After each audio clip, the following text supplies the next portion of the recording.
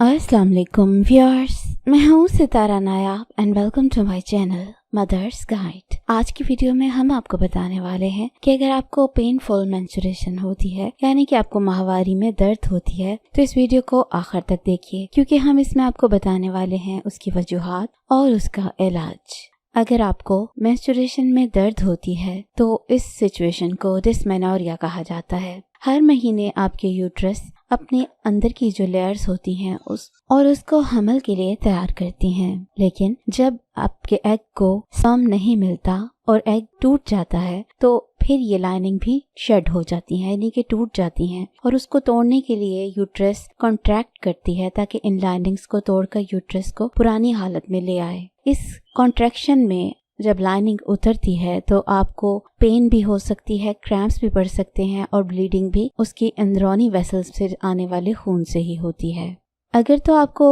थोड़ा बहुत पेन होता है तो वो नॉर्मल है, लेकिन अगर आपको इतना ज़्यादा पेन होता है कि आपको कोई काम नहीं किया जाता, आपसे स्कूल में कॉलेज में जाया नहीं जाता या आपसे कोई भी घर का कामकाज नहीं हो पाता, तो फिर ये सिचुएशन पेनफुल मेंस्ट्रुएशन या डिस्मेनोरिया कहलाती है। इसकी दो किस्में होती हैं, प्राइमरी और सेकेंडरी। अगर आपको शुरू से ही पेनफुल पीरियड होते हैं तो फिर ये प्राइमरी कहलाता है, और अगर आपको बाद की स्टेजेस पे दर्द होना शुरू हुई, पहले नहीं होती थी, तो इसको सेकेंडरी डिस्मेनोरिया कहा जाता है। इसकी वजूहात क्या होती हैं? अगर आपकी उम्र 20 साल से कम है, या आपकी फैमिली हिस्ट्री में पेनफुल पीरियड्स हैं, या आप स्मोकिंग करती हैं, या आपकी जो ब्लीडिंग है वो बहुत ज़्यादा होती है, या आपके पीरियड्स रेगुलर नहीं है, या आपका अभी तक बच्चा नहीं हुआ, कि शादी हो चुकी है, या आपका जो फर्स्ट टाइम पीरियड आया था वो 11 साल से छोटी उम्र में आया था, तो ये कुछ कॉजेस हो सकते हैं जिसकी वजह से आपको दर्द होती है। एक हार्मोन होता है जिसे प्रोस्टाग्लैंडिन कहा जाता है। ये आपके मसल्स को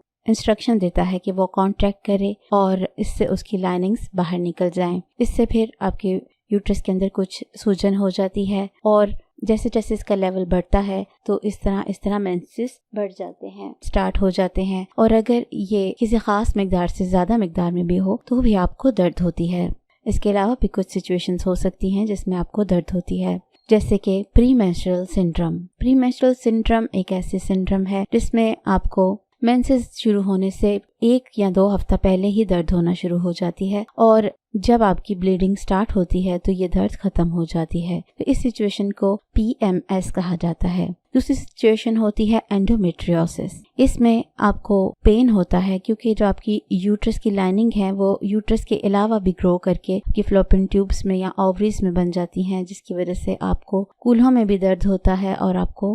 पेनफुल पीरियड्स आते हैं। एक और वजह फाइब्रॉइड्स होते हैं, यानी कि ये नॉन कैंसरस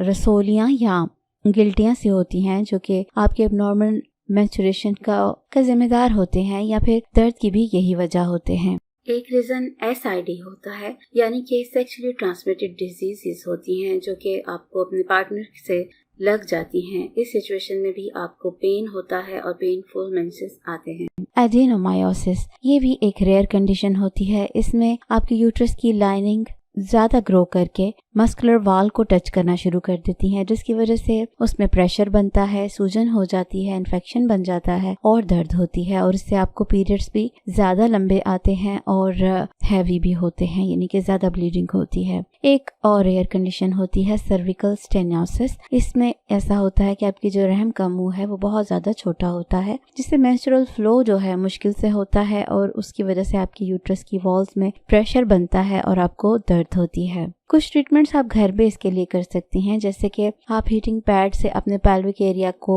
थोड़ा सा सेक सकती हैं, या पेट का मसाज करवा सकती हैं, या वार्म बाथ ले सकती हैं, या आप कोई ऐसी एक्सरसाइज कर सकती हैं और हेल्दी डाइट ले सकती हैं, और इसके अलावा योगा की रिलैक्सेशन टेक्निक्स को अपना सकती हैं, या आप कुछ ऐसी सूजन दूर करने वाली दवाइयाँ ले सकती हैं जैसे कि आइब्रोफिन या बेस्कोपान वगैरह। इसके अलावा आप कुछ विटामिन और सप्लीमेंट ले सकती हैं, जैसे कि vitamin B6, B1, E, omega fatty acid 3, calcium, magnesium और इसके अलावा आप ये भी कर सकती हैं कि घर में नमक, अल्कोहल, कैफीन और शुगर के लेवल उस वक्त कम कर दें ताकि आपके पेट में ब्लोटिंग कम हो। सवाल ये भी आता है कि हमें फिर डॉक्टर के पास कब जाने की जरूरत होती है। अगर तो आपको मुसलसल 3 महीने से ज्यादा दर्द होती रहती है और आपसे घर के कामकाज वगैरह नहीं हो पाते और साथ साथ आपको ब्लड क्लॉट्स भी आते हैं और कई दफा आपको साथ डायरिया या नौजिया भी हो जाता है और आपके कूल्हों में मेंसेस ना भी हों तो भी दर्द होती है, तो ये वो सिचुएशंस हैं जब आपने डॉक्टर से राब्ता करना होता है। कुछ सिचुएशंस ये भी हो सकती हैं कि आपको बुखार हो जाए, कूल्हों में स्वेयर पेन स्टार्ट हो जाए और ये हो कि आपको कुछ ऐसा डिस्चार्ज आने लग जाए जिसमें काफ़ी ज़्यादा स्मेल हो, तो इस सूरत में आपको डॉक्टर के पास जाना चाहिए।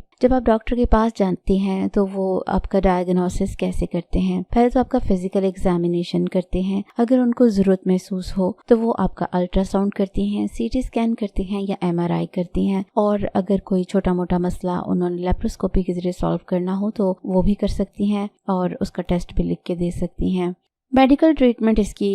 तब ज़रूरत पड़ती है अगर आपने जो घर में ट्रीटमेंट्स बताई हैं वो असर ना कर रही हो और आपकी दर्द बढ़ती जा रही हो या आपसे दर्द नाकाबिले बर्दाश्त हो या आपको PID या STI यानी कि सेक्सुअली ट्रांसमिटेड इन्फेक्शन हो, तो फिर आपको कुछ एंटीबायोटिक्स दी जाती हैं जिनमें पहली होती है non steroidal anti inflammatory drug यानी कि NSAIDs। डॉक्टर आपको ये इसलिए देते हैं ताकि इससे आपके जिस्म में जो प्रॉब्लम है उसको दूर किया जा सके, स्पेशली जो इन्फेक्शन है उसको ओवरकम किया जा सके। इसके अलावा आपको डॉक्टर कुछ पेन रिलीवर्स भी दे सकते हैं जिसमें एसिटामिनोफेन या टाइलेनॉल दे सकते हैं या इससे भी ज़्यादा स्ट्रॉन्ग दवाई दे सकती हैं ताकि आपको दर्द ना हो, और एंटी डिप्रेसेंट भी दी जाती हैं ताकि इससे जो रिलेटेड आपके मूड स्विंग्स होते हैं या डिप्रेशन हो सकता है उसको ओवरकम किया जा सके। डॉक्टर ये भी देखती हैं कि अगर आपको फाइब्रॉइड है या आपका एंडोमेट्रियोसिस है तो उसको रिमूव सर्जरी के जरिए किया जा सकता है और फिर आप अपनी नॉर्मल लाइफ स्टार्ट कर सकती हैं। एक और सिचुएशन ये भी हो सकती है कि कभी कभी आपका इन्फेक्शन इतना ज़्यादा भी बढ़ सकता है कि आपको जो यूट्रस है रिमूव करने का कहा जाता है जिसको हिस्टेरेक्टोमी कहा जाता है। अगर